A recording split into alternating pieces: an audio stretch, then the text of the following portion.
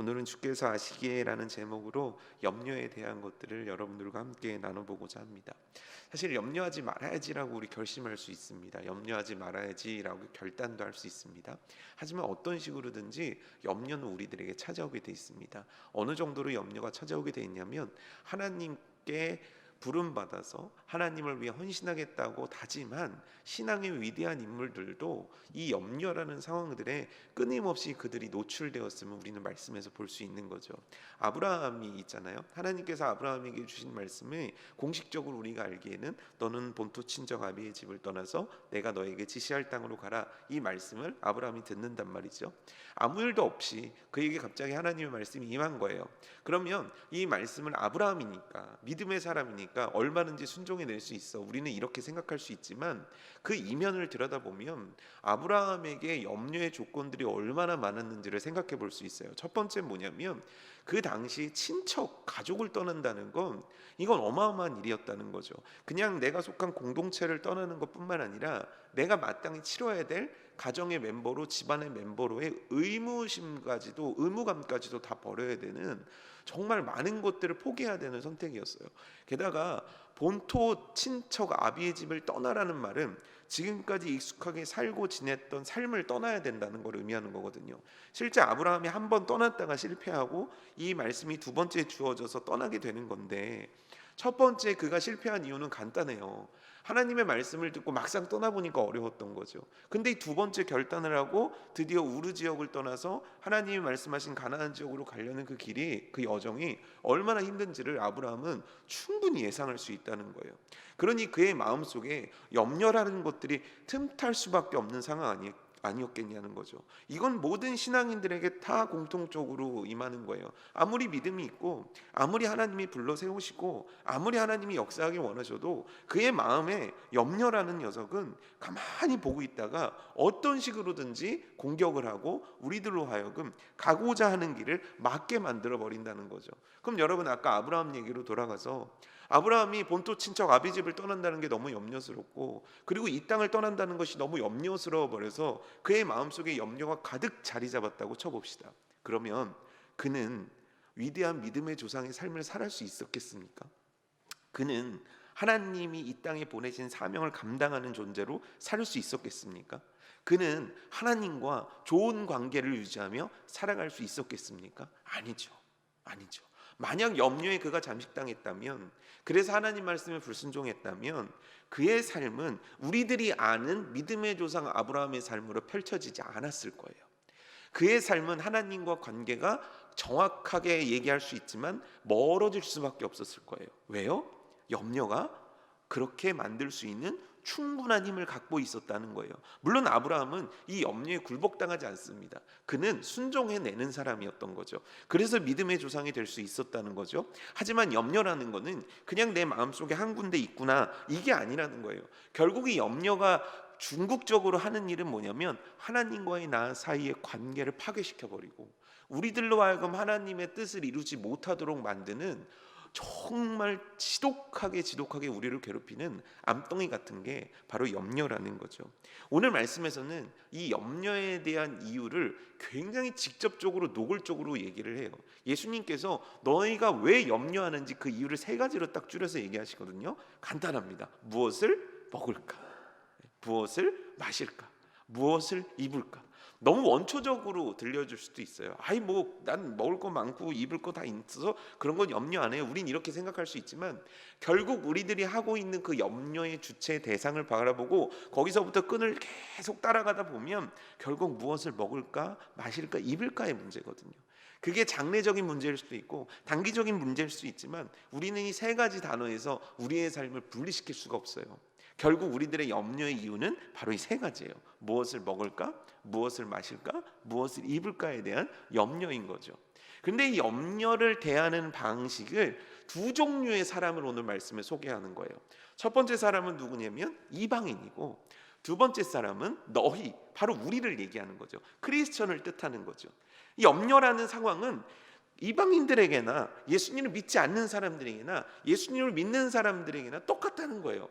무엇을 먹고 마시고 입을까라는 문제 때문에 걱정하는 건 똑같다는 거예요. 그런데 이 둘은 대하는 방식이 달라야 된다라는 거예요. 과연 무엇이 달라야 되는지를 우린 먼저 이걸 좀 말씀을 통해 알아보고자 해요.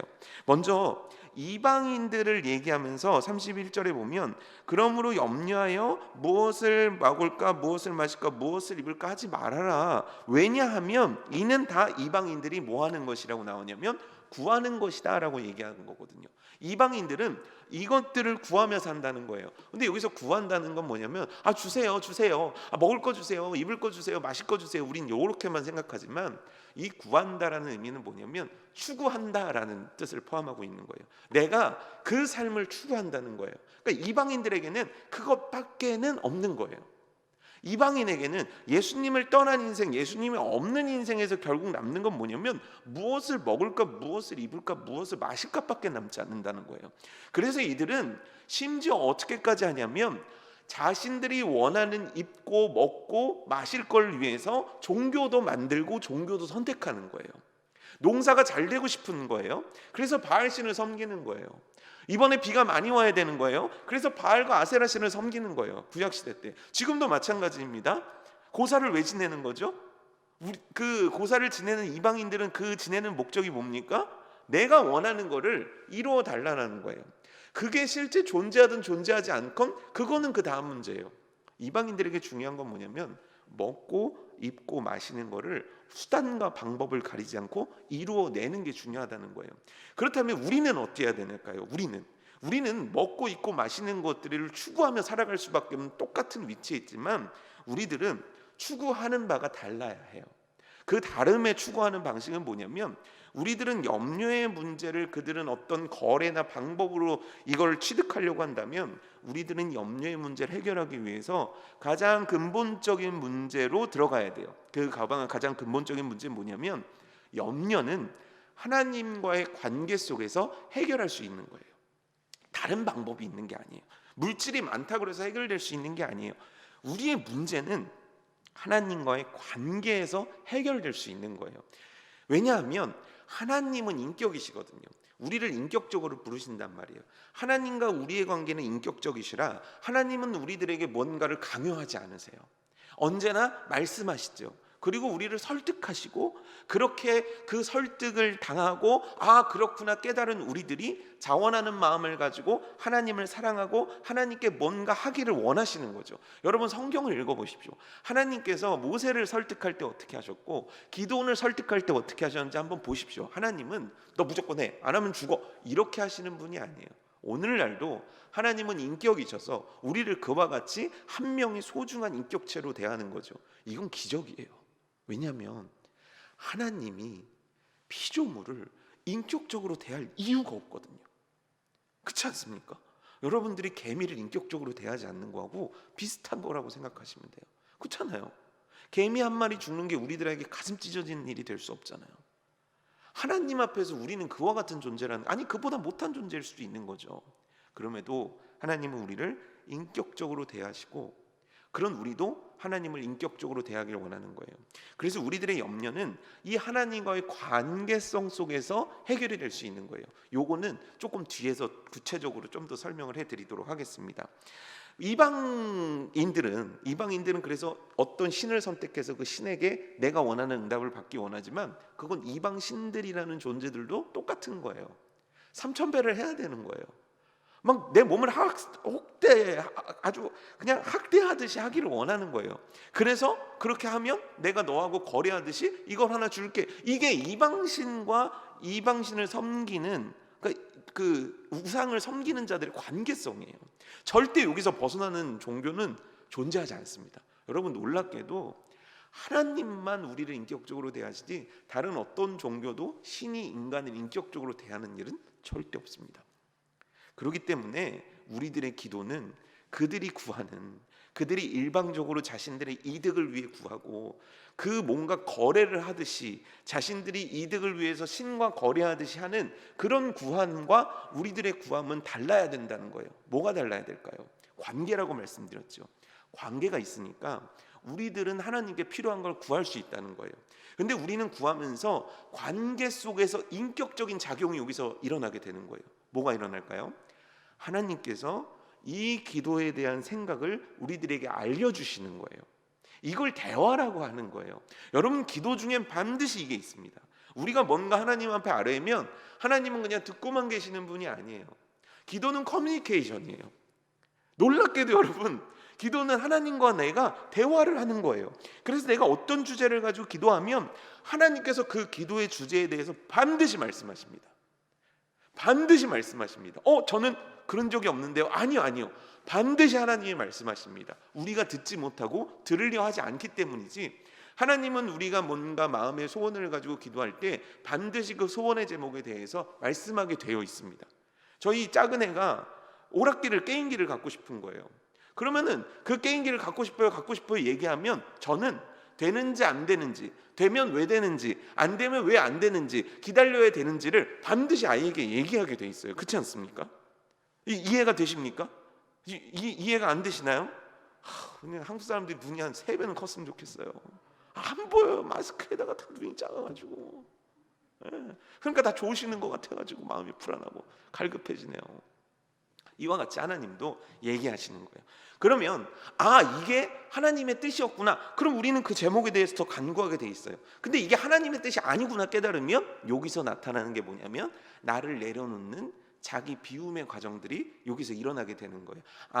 하나님이 이 마음을 원치 않으시는군요. 제가 그 사람을 사랑하기를 원하시는군요. 그러면서 나의 마음이 깎여지고 변화되는 거예요. 결국 그래서 이방인들이 구하는 건 주세요. 우리 거래합시다. 내가 이만큼 할 테니까 그쪽도 나한테 이만큼 내놓으세요. 이런 관계라면 우리와 하나님과의 관계 속에서 구함은 인격적이어서 그 기도의 목적이 결국은 무엇이 되냐면 하나님과 더 가까운, 더 친밀한 관계로 우리로 하여금 나아가게 한다는 거죠. 더 우리를 성숙하게 만드는 거고, 우리로 하여금 염려해서 돌이켜서 하나님을 더욱 가까이 하는 신앙으로 이끄는 것이 우리의 구함과 이방인의 구함의 절대적인 차이가 되는 거예요. 이게 이방인들과 우리들의 첫 번째 차이인 거예요. 두 번째는 뭐냐면 이방인들은 거래를 하려고 하는 거잖아요. 결국 내가 이만큼 절할 테니까 너는 나한테 이걸 해줘, 이거기 때문에 염려할 수밖에 없는 거예요. 거래라는 게 그렇지 않습니까? 그래서 여러분, 거래에 안심하기 위해서 별걸 다 하잖아요. 도장도 찍고, 그리고 서로 이것도 나눠 갖기도 하고, 그 다음에 이것도 못 믿겠어서 보증보험도 가입하고 막 이러는 거잖아요. 왜요? 기본적으로 거래라는 건 불안함을, 염려라는 걸 내지하고 있기 때문이에요. 근데 하나님은 그렇지 않으시다는 거예요. 그 말씀의 근거가 오늘 나와 있는 거예요. 너희 하늘 아버지께서 이 모든 것이 너에게 있어야 할 줄을 아시느니라.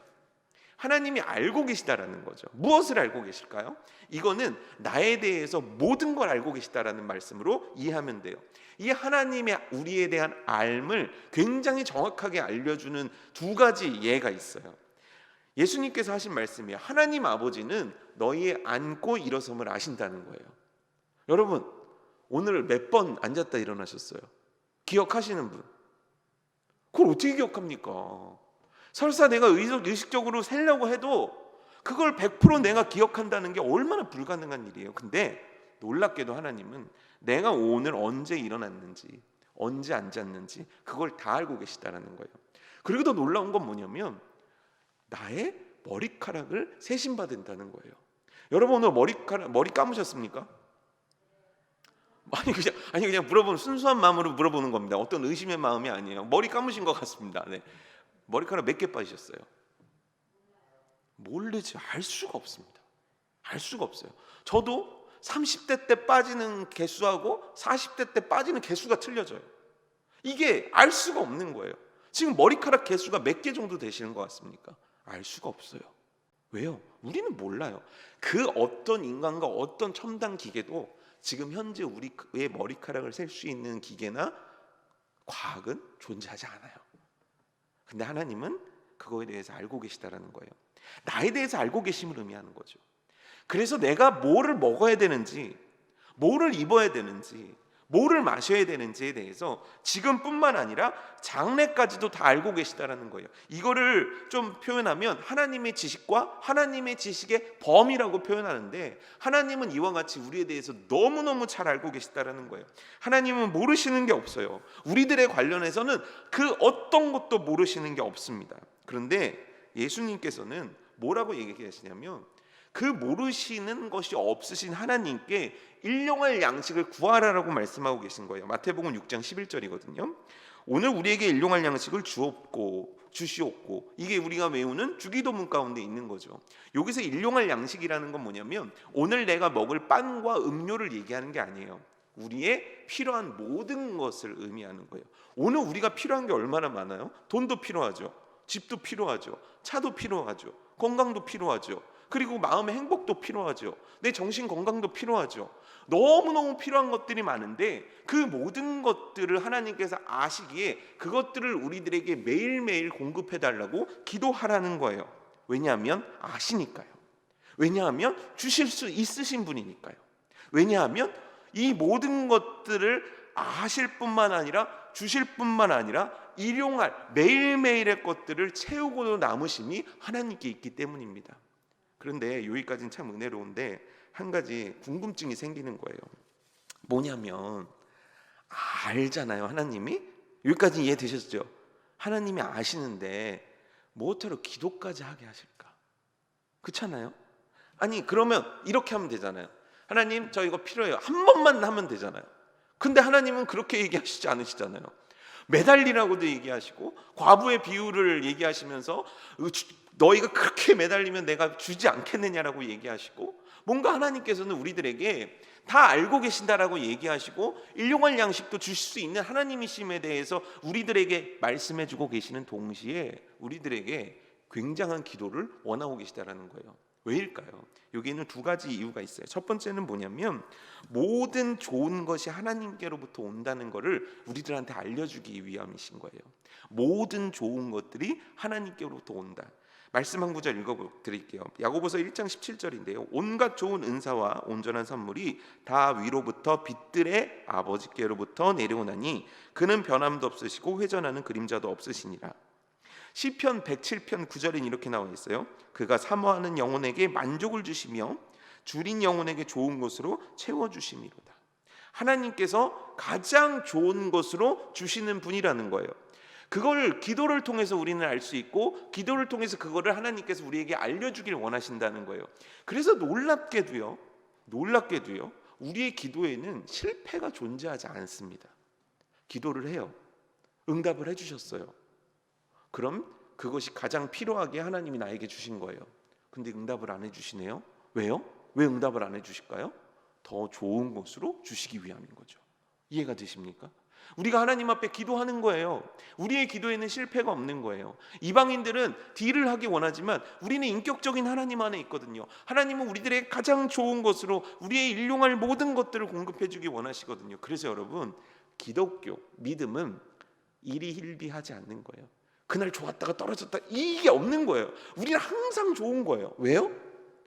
지금 설사 응답하지 않으신다 할지라도 언젠가 때가 되면 제일 좋은 것, 가장 좋은 것을 응답하실 수 있기 때문에. 그래서 우리 기도는 멈출 수가 없는 거예요. 왜요? 언젠가 하나님께서 가장 좋은 것으로 응답해 주실 수 있기 때문이에요. 그래서 우리들의 기도는 다를 수밖에 없는 거예요. 결국 하나님께서는 우리가 기도함을 통해서 가장 좋은 걸 주시는 하나님을 만나게 하시고 그 하나님과 더 친밀한 관계로 만들어 주시는 통로로 그것들을 사용하시는 거예요. 두 번째는 뭐냐면 의지하게 하시려고 하는 거예요. 참 그 탕자의 비유 보면 재밌는데 탕자가 왜 집을 나갔을까요? 집을 나가서 돌아온 거 알겠다고. 왜 집을 나갔을까요? 탕자가 궁금하지 않으십니까? 탕자는 왜 집을 나갔을까요? 아빠하고 싸웠을까요? 아니면 아빠가 뭔가를 좀 섭섭하게 했을까요? 아니면 거기에는 뭐가 없기 때문일까요? 아니에요. 탕자가 집을 나간 이유는 간단해요. 내 맘대로 살고 싶어서예요. 그렇죠? 왜냐하면 사람들은 언제나 하나님으로부터 좋은 의미로 아주 좋은 단어를 붙여서 독립하고 싶어하는 거예요. 왜 하와는 선악과를 먹었을까요? 그게 정말 그렇게 먹고 싶었을까요? 아니에요. 내 맘대로 살고 싶은 거예요. 내가 신이 되고자 하는 것이 우리 인간들이 가진 굉장히 큰 문제점이거든요. 교만함이거든요. 우리들의 죄악성은 바로 그거예요. 왜 하나님 말씀 안 들으세요? 내가 주인 되고 싶은 마음 때문인 거예요. 어쩔 수 없어서 다양한 이유를 댈 수 있겠지만 결국 내가 판단하고 내가 옳은 인생을 내 뜻대로 살고 싶은 거예요. 요즘 너무너무 매체들에서 많이 들리는 그 소리들이죠. 네 맘대로 살아라. 아니에요. 우린 내 맘대로 사는 존재가 아니에요. 그래서 내 맘대로 살려는 그 인간들에게 하나님은 깨우침을 주시고자 고난이란 걸 허락하시는 거예요. 우리 성경, 구약 성경으로 좀 가봅시다. 구약 성경에 모세라는 인물이 나와요. 하나님이 모세를 만드시기까지 80년의 세월이 흐르게 돼요. 그렇죠? 40년은 왕자로, 40년은 광야에서. 그런데 우리가 모세의 포커스를 맞추고 있으니까 하나님이 하신 다른 일들을 집중하지 못하는데, 하나님은 놀랍게도 모세를 만드시는 그 시간 동안 이스라엘 백성들을 만드세요. 어떻게 만드실까요? 그들에게 고난을 주세요. 그들을 노예로 만들어 버리시고 그들에게 혹독한 환경을 주시는 거예요. 왜냐하면 하나님께서 출애굽기에 처음으로 젖과 꿀이 흐르는 가나안 땅이라는 표현을 쓰시거든요. 그런데 젖과 꿀이 흐르는 땅은 어디냐면 고센 땅이에요. 고센 땅은 너무 좋은 땅이에요. 그래서 요셉이라는 자가 이스라엘 백성들을 데리고 올 때 고센 땅을 딱 준 거예요. 목축업을 하게 이보다 좋은 땅이 없다는 거예요. 연중 연휴로 그냥 연중으로 그냥 푸른 풀이 쫙 깔려 있죠. 나일강의 물들이 콸콸 흐르지요. 거기만큼 목축업하기 좋은 땅이 없는 거예요. 그러니 그들 입장에서 다른 더 좋은 땅이 있다 한들 가고 싶겠냐고요. 가나안 땅을 굳이 가야 될 마음이 생겼겠습니까? 근데 하나님이 그 마음을 만들어 주시는 과정이 그들에게 주신 고난의 과정이에요. 그들에게 고난이 시작됐을 때 그들이 드디어 하나님의 언약을 기억하고 기도하기를 시작하거든요. 성경을 살펴보시면 정확합니다. 하나님께서 고난을 주시자 그 고난 때문에 언약을 기억해내고 그 언약을 붙잡고 기도하는 게 이스라엘 백성이었어요. 한 분 하나님을 바라보게 하는 거죠. 이 땅이 아무리 좋아도 하나님이 허락하신 젖과 꿀이 흐르는 땅에 대해서 소망을 품게 하시는 거죠. 왜요? 하나님을 의지하게 만들고자 하나님은 고난을 주시는 거예요. 사사기를 보면 또 알 수 있죠. 자기들 멋대로 살아가요. 근데 하나님이 딱 고난을 주세요. 그럼 그들이 어떡합니까? 당할 만큼 당하고 찢길 만큼 찢기고 맞을 만큼 맞고 와서 두 손을 들고 하나님 잘못했습니다 라고, 그러니 하나님 나 좀 살려주세요 라고 하나님을 의지하는 일들이 시작되지 않습니까? 그래서 하나님은 우리들에게 때로는 고난도 주시는 거예요. 그 고난을 통해서 우리로 하여금 하나님을 의지하게 만드는 거죠. 왜 하나님은 우리에게 기도하게 하실까? 기도라는 과정을 통해서 나의 하나님만이 나에게 가장 좋은 것을 주신 것이구나. 나의 하나님을 의지하지 않으면 그 어떤 것도 내 인생을 성공시킬 수가 없구나. 나의 하나님을 의지하는 것만이 내 인생을 바르게 이끌어가는 거구나. 결국 하나님과의 관계를 이 기도를 통해서 만드시는 거예요. 모든 걸 아시는 하나님께서는 기도를 사용하셔서 우리와 이 염려에 대한 근본적인 문제를 해결하고 싶으셔서 기도라는 걸 통해서 우리에게 역사하신다는 거예요. 근데 오늘 31절을 보면 32절 말씀을 보면 아주 재미있는 말씀 하나가 있어요. 그건 뭐냐면 하나님에 대한 표현을 쓰는데 이렇게 할 수 있어요. 이는 다 이방인들이 구하는 것이라 너희 하나님께서 이 모든 것을 너희에게 있어야 할 줄 아시느니라. 이렇게 할 수 있는데 독특한 표현 두 가지를 쓰는 거예요. 그건 첫 번째는 뭐냐면 하늘, 두 번째는 아버지, 이걸 쓰는 거예요. 하늘이란 건 뭘 의미할까요? 하늘에 계신 우리 아버지 할 때 하늘이란 건 무엇을 뜻하냐면 전능적인 하나님을 뜻하는 거예요. 그의 영광과 그의 권능과 그의 힘의 무한함을 의미하는 거예요. 그 하늘의 하나님이 누구라는 거예요? 아버지라는 거죠. 아버지라는 거예요. 여기서 아버지라는 말은 이 파테르라는 말인데, 이 유대인들은요 아주 이 파테르라는 말을 어디에서만 정확하게 쓰냐면 핏줄이 섞인 가족 관계에서만 써요. 그러니까 우리는 예를 들어 동네에서 친구 아버님 이렇게 그냥 인사차 하잖아요. 아니라는 거예요. 진짜 친족 관계 아니면, 가족 관계 아니면 파테르라는 말을 쓰지 못한다는 거예요. 지금 예수님은 이 단어를 끄집어 갖고 오신 거예요.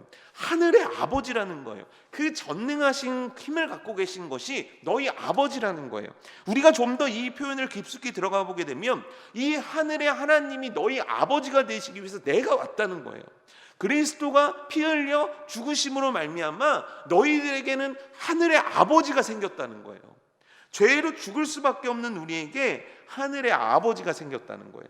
그걸 강조하고 있는 말씀이에요. 하늘의 아버지가 너희가 무엇을 먹어야 되는지, 무엇을 마셔야 되는지, 무엇을 입어야 되는지 알고 계신다는 거예요. 그러니 너희들은 염려하지 말라는 거예요. 아니 이 이상 얼마나 더 확실하게 하나님께서 염려에 대해서 우리들에게 말씀할 수 있겠습니까? 다시요. 우리들은 왜 염려할 필요가 없습니까? 하늘의 아버지께서 그 아버지의 관계를 만들기 위해서 예수 그리스도까지 이 땅에 보내신 나의 아버지께서 아신다. 무엇을 먹어야 되는지, 무엇을 마셔야 되는지, 무엇을 입어야 되는지, 그리고 우리들의 기도를 듣기 원하시고 기도 가운데 일하길 원하시고 그 기도 가운데 관계 가운데 우리들의 염려의 문제를 해결하길 원하신다. 이렇게 하나님께서는 우리들에게 확실한 응답을 주고 계시다라는 거죠. 그런데 말입니다. 여기서 문제가 하나 있습니다. 이 말씀을 처음 들으시는 분 계십니까? 여기 오늘 읽은 이 말씀, 염려하지 마라. 무엇을 먹을까, 무엇을 마실까, 무엇을 입을까. 이건 다 이방인들이 구하는 거야. 우리는 그런 게 아니야. 하늘 아버지께서 너에게 있어야 될 모든 것들을 아셔. 이거에 아마 아멘한 횟수도 100번은 좋게 되실 거예요. 그렇죠? 우리 이 말씀 익히 들었고 익히 알고 있는 말씀이에요. 그런데 이 말씀이 내 삶에서 위력을 나타내지 못하는 이유가 무엇일까요? 분명히 알고 있는 말씀인데 내가 어떤 염려의 문제가 생겼을 때 이 말씀이 내 신앙과 내 삶에서 내 가정에서 능력으로 나타나지 못하는 이유는 뭐냐는 거죠. 이 말씀을 외우시는 분들도 계실 텐데 이 말씀을 이미 설교를 들어도 수십 번은 들으셨을 텐데 왜 이 말씀은 나의 삶에서 위력으로 나타나지 않을까? 왜 염려를 갖다주는 세상과 사단 앞에서 이 말씀이 용기가 되어주고 방패가 되어주고 능히 이기고도 남을 힘을 우리들에게 복돋아주지 못하는가? 왜 그렇다고 생각하십니까? 왜일까요? 이유는 간단합니다. 제가 예를 하나 들어드릴게요. 수련회나 성경학교를 하고 나면 사람이 변합니다. 신기합니다. 교사를 해보신 분들은 이건 특권이죠. 교사의 특권이에요. 진짜 놀랍게 그날 밤에 애가 변해요. 이런 경험해 보신 적 있으십니까? 아니 어떻게 그날 그 시간 한두 시간에 하나님의 말씀을 듣고 기도를 했다고 사람이 변할 수 있습니까? 그런데 정말 수련회 가보십시오. 진짜 성경학교 같은 거 참여해 보십시오. 진짜 사람이 변해요. 그래서 변하면 어떤 현상이 일어나게 되냐면 설교하기가 진짜 편하고 재밌습니다. 무슨 말만 해도 까르르 하고 뒤집어져요. 그냥 뭐 설교 길게 할 필요도 없어요. 아니 길게 해도 애들이 왜 이렇게 짧냐고 얘기하는 거죠. 왜요? 왜입니까? 왜 이렇게 되는 겁니까? 은혜를 받아서요. 내가 은혜가 있으면 말씀이 나한테 영향을 줘요. 내게 은혜가 있으면 말씀이 내 마음속에서 역동하기 시작해요. 내게 은혜가 있으면 그 말씀이 귀에 들리기 시작한다는 거예요. 내게 은혜가 있으면 그 말씀이 깨달아진다는 거예요. 내게 은혜가 있으면 그 말씀 때문에 괴로워져. 내게 은혜가 있으면 그 말씀 때문에 기뻐서 어쩌질 못하겠어요. 내게 은혜가 있으면 그 말씀이 막 힘이 된다는 거예요. 그런데 이 뜨거웠던 학생들이 집에 돌아오고 한두 주 있으면 어떻게 될까요? 놀랍게 변해요. 원래 모습으로 변해버려요. 그래서 그때는 얘기를 해도 애들이 얘기를 듣질 않아요. 이유는 간단합니다.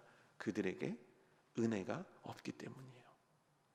시편 기자는 이런 시를 썼어요. 우리가 주일 말씀 지난주 담임 목사님 설교에서 나눴던 말씀인데 시편 42편 1절에서 2절 말씀이거든요.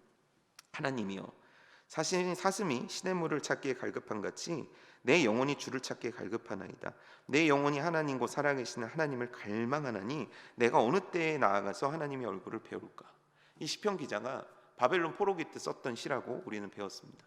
바벨론 포로가 언제였는지는 모르겠어요. 하지만 바벨론 포로기란 아주 긴 시간 동안 시편 기자는 이 시를 썼어요. 근데 전 너무 궁금해요. 너무 궁금했던 게 있어요. 그게 뭐냐면 잘 생각해 보세요. 기본적으로 시편에서 제일 많이 나오는 동물 중에 하나는 뭐냐면 양이에요. 그렇지 않습니까? 이스라엘은 언제나 자기를 양으로 표현해요. 시편 기자는 자기를 양으로 표현해요. 나는 양이에요. 그럼 이 양이라는 말은 뭘 뜻하는 겁니까? 나를 이끌고 나를 키워주고 나를 다스리고 나에게 꼴을 주고 나에게 마실 것을 언제나 주는 목자가 있다는 거예요. 언제나 이스라엘은 이렇게 표현해요. 우리는 양이고 목자가 있습니다. 그래서 목자를 따라가면 두렵지 않아요. 걱정하지 말아요. 걱정하지 않아요. 우리는 그의 기르시는 양이니 우리가 얼마나 복된 자인지 몰라요. 이게 시편에서 주로 시편 기자들이 하는 얘기예요. 그런데 오늘 시편 저자는 자기를 사슴에 표현한다는 거예요. 근데 그 사슴이 어떤 지금 형편입니까? 목이 마르다는 거예요. 여러분, 목이 마른 사슴은 너무 위태위태해요. 왜냐하면 목이 마르니까 물부터 찾을 거잖아요. 그 물부터 찾게 되면 사슴에게 어떤 일이 일어나냐면 주변에 대한 경계가 해이해질 수밖에 없는 거예요. 사슴은 보호해주는 목자가 없어요. 사슴은 목이 말라도 야 여기 연못이 있다, 자기를 끌고 가주는 존재가 없어요.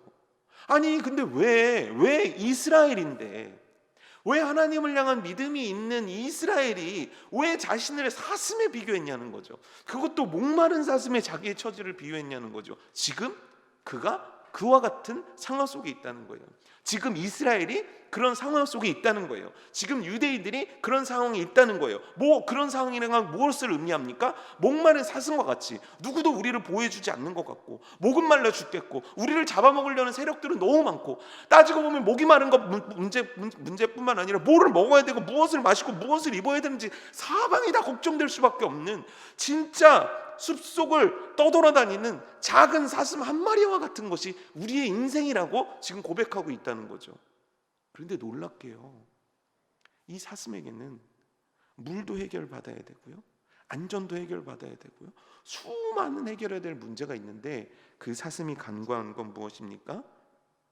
내가 하나님을 만나고 싶습니다 였다는 거예요. 여기서 하나님을 만나고 싶다는 게 뭡니까? 하나님, 난 하나님 아니면 죽을 것 같습니다. 하나님이 나한테 은혜 안 주시면 나 정말 죽을 것 같아요. 그러니 나에게 은혜를 주세요라고 기도하고 있다는 거예요. 하나님, 나에게 은혜를 좀 주세요. 왠지 아십니까? 은혜가 있으면 염려는 하나님을 향한 갈망으로 바뀌기 때문이에요. 내게 은혜가 있잖아요. 어려운 일이 닥쳐요. 그러면 교회 와서 기도하게 돼 있습니다. 근데 내가 은혜가 없어요. 염려가 와요. 세상으로 나가게 돼 있습니다. 이거 정확합니다. 이거 너무너무 정확합니다. 은혜가 있는 사람이 염려 속에 기도하지, 은혜가 없으면 염려 속에 절대 기도하지 못합니다. 그냥 단순히 필요에 의해서 한두 마디 할 수 있지만 정말 무릎에 정말 피가 안 통할 정도로 기도하는 건 은혜를 갖고 있는 사람만 그렇게 기도할 수 있는 거예요. 여러분, 놀라운 거예요. 은혜가 필요해요. 염려 때문에 우리의 문제, 어려움이 생기는 게 아니에요.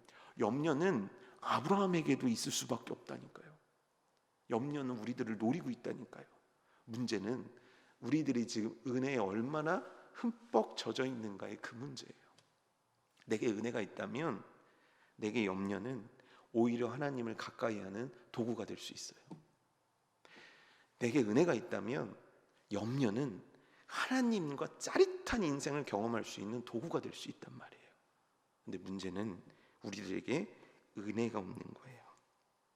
은혜가 떨어지고 있는 거예요. 그래서 오늘 들은 이 염려하지 말라는 하나님의 말씀이 내 인생에서 휘몰아치지를 못하는 거예요. 이 말씀이 저 문을 열고 밖으로 나갈 때 내 세상 그 누구가 가질 수 없는 자존감과 자신감을 갖게 만들지 못하는 거예요. 결국 내가 은혜가 말라있기 때문인 거죠.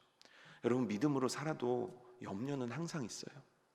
근데 그 염려의 문제를 극복하는 유일한 방법이 있는데, 그건 내게 은혜가 있을 때 그 염려를 뛰어넘는 하나님의 역사를 볼 수 있게 되는 거예요. 염려는 계속 우리를 따라다닙니다. 하지만 은혜는 우리로 하여금 하나님을 보게 만들어요. 바울 사도가 빌립보 감옥에서 이런 고백을 했어요. 아무것도 염려하지 말고 다만 모든 일에 기도와 간구로 너희 구할 것을 하나님 감사함으로 하나님께 아뢰라. 염려하지 말고 구하라는 거예요. 왜요? 왜일까요? 하나님이 계시잖아. 이거예요.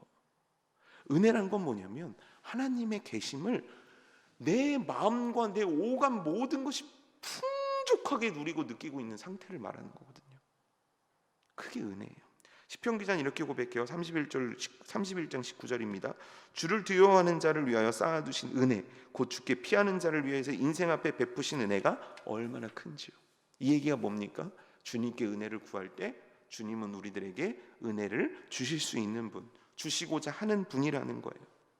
여러분, 이 은혜가 여러분들에게 있습니까? 이 은혜를 내 안에서 말라가고 계신 것을 느끼고 계십니까? 여러분, 입이 마르면 말이 안 나와요. 그렇죠? 은혜가 말라버리면 기도가 안 나오는 거예요. 어떠십니까? 요즘 기도 생활 어떠십니까? 염려 앞에서 여러분들은 하나님의 말씀에 충분한 힘과 능력을 공급받고 계십니까? 다른 거 다 필요 없고 오늘 이 말씀 한마디면 이 세상을 이길 수 있는, 오늘을 이길 수 있는 힘이 여러분들에게 솟구쳐 오르십니까? 그게 되지 않는다면 우리는 먼저 그 목마른 사슴과 같은 상태임을 인정하고 주님께 은혜를 구해야 돼요. 갈망하듯이. 이거 아니면 안 돼요. 하나님, 내게 은혜가 없어서 내가 이 모양이에요. 그러니 나에게 은혜를 좀 부어주세요. 한량없는 은혜를 좀 부어주세요. 하나님이 이곳에 계신과 나와 함께 하신과 이곳에 충만하심을 내가 날마다 느끼며 고백하며 찬양하며 살아갈 수 있게 해주세요. 하나님, 나에게 임재해 주세요.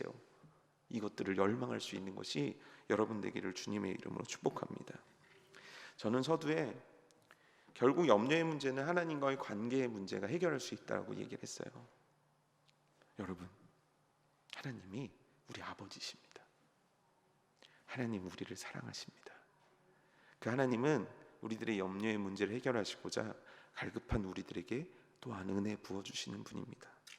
로마서 8장 38절에서 39절 말씀인데요, 내가 확신하노니 사망이나 생명이나 천사들이나 권세자들이나 현재일이나 장래일이나 능력이나 높음이나 깊음이나 다른 어떠한 피조물이라도 우리를 우리 주 그리스도 예수 안에 있는 하나님의 사랑에서 끊을 수 없으리라. 아멘 아닙니까? 제가 새벽이 되면 여러 번 깨요. 근데 깨는 이유가 뭐냐면 애들이 겨울이 되면 이불을 걷어차요. 제가 놀라운 진리를 경험했는데 여러분 공감하시리라 생각됩니다. 나이가 먹어가면 먹어갈수록 이불 속으로 들어가고, 나이가 젊으면 젊을수록 이불 밖으로 나가려는 경향이 강합니다. 근데 이불을 걷어차면 감기에 걸리잖아요. 그러니까 어떻게 하냐면 아빠가 되고 나서 생긴 습관인데 계속해서 애들이 이불을 덮고 있는 날을 계속 체크하면서 덮어주는 거죠. 왜죠? 왜일까요? 맞아요. 사랑은 필요를 알게 해줘요. 사랑은 그 사람을 사랑하는 순간 그 사람이 무엇을 필요로 하는지에 대해서 내가 알 수 있게 해줘요. 하나님은 우리들의 필요를 아세요. 저 같은 아빠도 애 감기 걸릴까 봐 이불을 덮어줘요. 새벽이 되면 수도 없이 깨어서 그 이불을 덮어줘요. 감기라도 걸렸으면 진짜 내 이불이라도 대신 덮어주고 나는 이불을 안 덮고 잘지언정 저와 같이 좋지 않은 아빠들도 그렇게 해요. 우리 아버지 하나님은 어떠시겠습니까? 하늘의 아버지는 우리들에게 어떠신 분입니까? 은혜 주기 원하시고요, 염려 가운데 기도하기를 원하시고요, 그 기도를 들으시고 그 좋은 것들로 응답하기 원하시는 것이 우리 아버지 하나님, 그런데 그 능력이 무한하신 하늘의 아버지 하나님이심을 오늘 굳게 믿는 여러분들의 삶 되기를 주님의 이름으로 축복합니다.